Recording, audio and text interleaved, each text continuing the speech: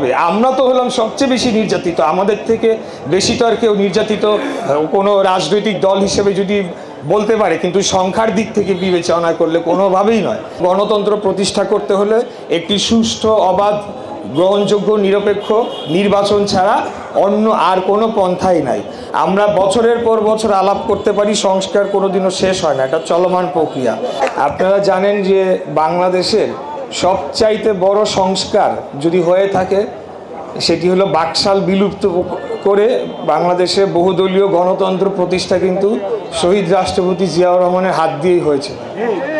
পরবর্তীতে সংসদীয় গণতন্ত্র ব্যবস্থা সেটিও দেশনেত্রী বেগম খালেদা জিয়ার হাত দিয়েই 1991 সালে একটি গণভোট হয়, তারপরে এটা প্রতিষ্ঠা লাভ পায়।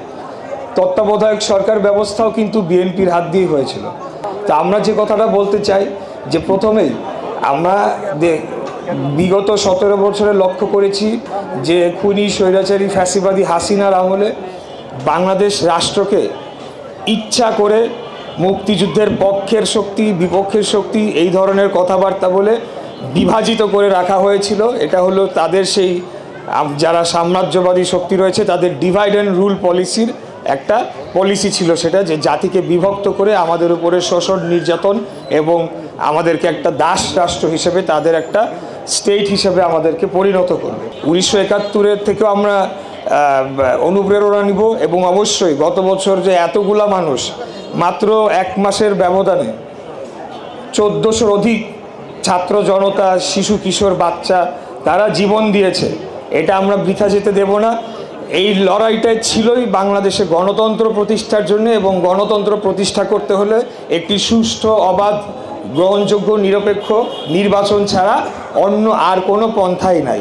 আমরা বছরের পর বছর আলাপ করতে পারি, সংস্কার কোনোদিনও শেষ হয় না, এটা চলমান প্রক্রিয়া, কিন্তু তাই বলে নির্বাচন থেমে থাকতে পারে না। তবে আশার যেটা বিষয় হচ্ছে যে আপনারা দেখেছেন যে বর্তমান অন্তর্বর্তীকালীন সরকার আসন্ন ফেব্রুয়ারি মাসে আগামী জাতীয় নির্বাচনের সম্ভাব্য সময় ঘোষণা করেছে। যদিও ষড়যন্ত্র থেমে যায় নাই, নির্বাচনকে পেছানোর ষড়যন্ত্র যারা করতে পারে এবং যারা করার, যাদের এখন এটি করে তাদের কোনো ফায়দা রয়েছে, তারা সেই চেষ্টা করে যাবে। পিআর হইলে এই সিস্টেমে কে কোন আসনে তাদেরকে প্রার্থী করা হবে এটা ওই এলাকার মানুষ জানবেই না। আপনাদের এখানে আসবে খাগড়াছড়ি থেকে, আমাকে পাঠায় দিবে রংপুরে, কেন্দ্র থেকে ঠিক করে দেওয়া হবে। এই ধরনের একটা মানে অবাস্তবযোগ্য ব্যবস্থার বাস্তবায়ন করার জন্যে এখনও তারা দাবি চালিয়ে যাচ্ছে। আসল কথা হচ্ছে তারা একটা সমঝোতার জন্যে এই কাজগুলো করে যাচ্ছে। তো আমি তাদেরকে আহ্বান জানাবো যে গণ অভ্যুত্থানের পক্ষের যারা শক্তি আমরা রয়েছি, আমাদের মধ্যে যদি কোনো ভেদ তৈরি হয়, কোনো ফাটল তৈরি হয়, তাইলে আলটিমেটলি খুব স্বাভাবিক সেটার পূর্ণাঙ্গ বেনিফিট, পূর্ণাঙ্গ সুবিধা পতিত স্বৈরাচারী ফ্যাসিবাদ আওয়ামী লীগই পাবে। তাই আমি সবাইকে আহ্বান জানাবো যে আমরা যে উদ্দেশ্য নিয়ে 1 দফা আন্দোলনকে বাস্তবায়ন করেছে বাংলাদেশের সাধারণ জনগণ বুকের তাজা রক্ত ঢেলে দিয়ে, সেই গণতন্ত্রকে আমরা প্রতিষ্ঠা করতে পারলেই আমি মনে করি যে সকল সংস্কারও হবে, সকল বিচার তো অবশ্যই হবেই হবে। আমরা তো হলাম সবচেয়ে বেশি নির্যাতিত, আমাদের থেকে বেশি তো আর কেউ নির্যাতিত কোনো রাজনৈতিক দল হিসেবে যদি বলতে পারে, কিন্তু সংখ্যার দিক থেকে বিবেচনা করলে কোনোভাবেই নয়। আমরা ইলিয়াস আলী চৌধুরী আলমের কথা ভুলে গেছি? ভুলে যাই নাই। আমাদের এই পুরান ঢাকার 7 জন ছাত্রনেতা, অনেক ছাত্রনেতা এভাবে গুম হয়ে গিয়েছিল, তখন হ্যান্ডকাফ পরিহিত অবস্থায় লাশ পাওয়া গিয়েছিল বিএনপির নেতাকর্মীদের, আমরা ভুলি নাই।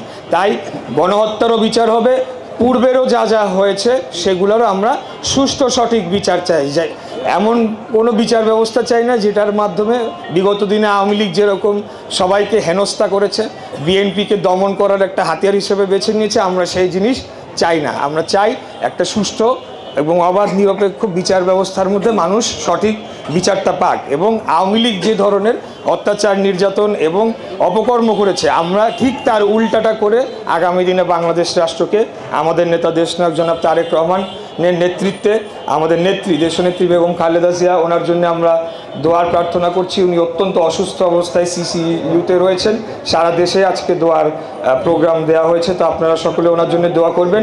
ওনাদের যে অবিচল নেতৃত্ব, ওনারা যে মানে সব থেকে বিপদগ্রস্ত অবস্থায়ও তাদের মনোবল ভেঙে যায় নাই, সেটারই প্রতিফলন হয়েছে 24-এর গণ অভ্যুত্থান, যেখানে সাধারণ ছাত্র জনতা নেমে এসে খুনি হাসিনাকে বাংলাদেশ থেকে বিতাড়িত করেছে। আমি আর দীর্ঘ রাজনৈতিক বক্তব্য দিব না, আমি আপনাদের কাছে অনেক কিছুর প্রতিশ্রুতি করে দিব না, খালি এতটুকু বলবো যে স্বচ্ছ এবং সঠিক নিয়ত নিয়ে আপনাদের সামনে আপনাদের সাথে রাজনীতি করে যেতে চাই। যদি আমার ভুল হয়, ভ্রান্তি হয়, তাহলে পরবর্তী নির্বাচনে আপনারাই সিদ্ধান্ত নেন। তবে এই নির্বাচনে আমি আপনাদের এলাকার ছেলে হিসাবে, আপনাদের সন্তান হিসাবে বলবো যে আমাকেও একটা আপনারা সুযোগ দিয়ে দেখতে পারেন। অতীতে আমি রাষ্ট্র পরিচালনার কোনো দায়িত্ব আমি পালন করি না, অতএব হয়তোবা সেখানে আপনারা যদি সুযোগ দেন, আপনাদের প্রতিনিধি হয়ে আমি সংসদে গিয়ে জোরালো এবং কার্যকর ভূমিকা পালন করব।